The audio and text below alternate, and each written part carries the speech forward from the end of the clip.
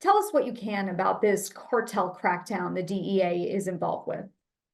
So the week of August 25th, the Drug Enforcement Administration, along with federal, international, local, state partners, are launching this crackdown on the Sinaloa cartel. They remain one of the world's most powerful drug cartels, and they're one of the largest producers and traffickers of fentanyl and other illicit drugs in the United States.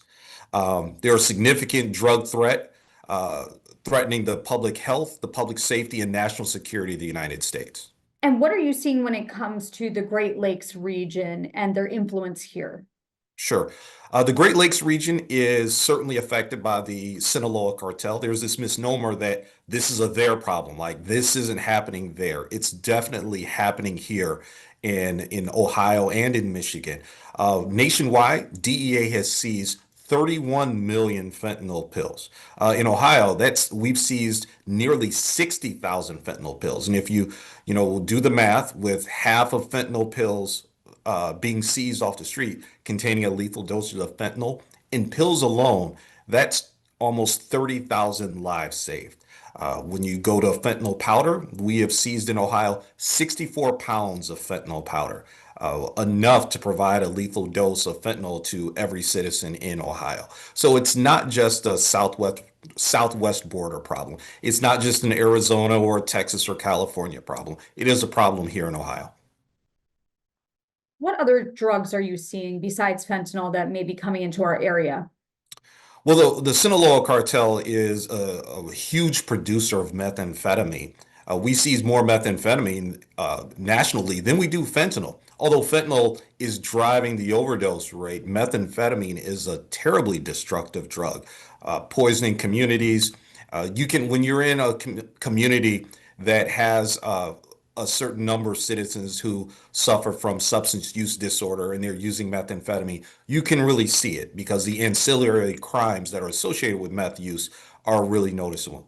We're also seeing other drugs mixed in with the illicit fentanyl supply. Drugs like xylazine and nitazines, pink cocaine, which is actually the street name for a drug known as Tusi.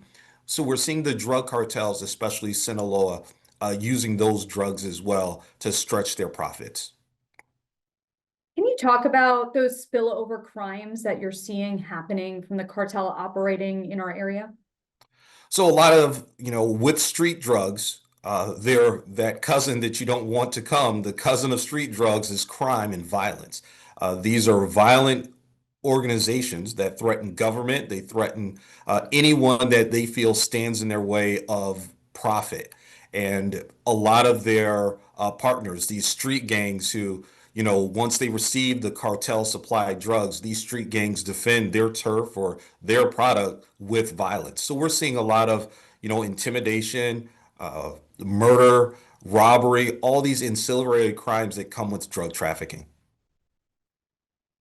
Are you seeing social media play a part in any of this? So social media is the driver of what we call the Uberization of the drug trade. No longer do you have to meet a sketchy person who's affiliated with a gang in a bad part of town. You can go online and order drugs, and Sinaloa has taken advantage of this. Their network is online. It's not just the dark web; it's the clear web. It's social media where you can order cartel provided drugs online and have them delivered to your home.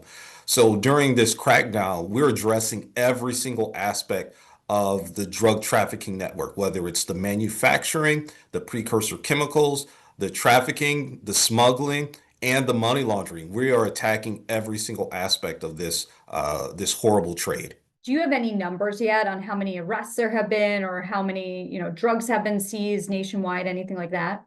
So the crackdown just began this Monday. We don't have statistics now, but the DEA Detroit division as a whole, working with our state and local partners, we have operations that are already planned and will be executed this week, along with the rest of DEA. This isn't just specific to the Detroit division.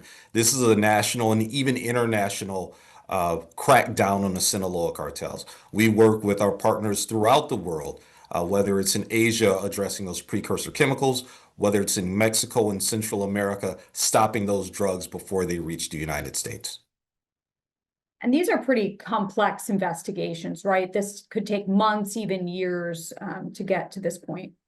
They are. These are very complex investigations. When if you grab a dealer off the street and then just toss that dealer in jail, yeah, you've impacted the community, but maybe there's someone that's going to replace him or her in 2 or 3 days. So when you grab that dealer, you work that investigation all the way up and follow where did that dealer get his or her drugs from? Then where did that person get their drugs from? And if you follow that trail, you can get those big traffickers who are manufacturing and trafficking large amounts of drugs into our communities. What do you want people to know about how this affects their everyday lives and how this danger may be hidden in their own communities?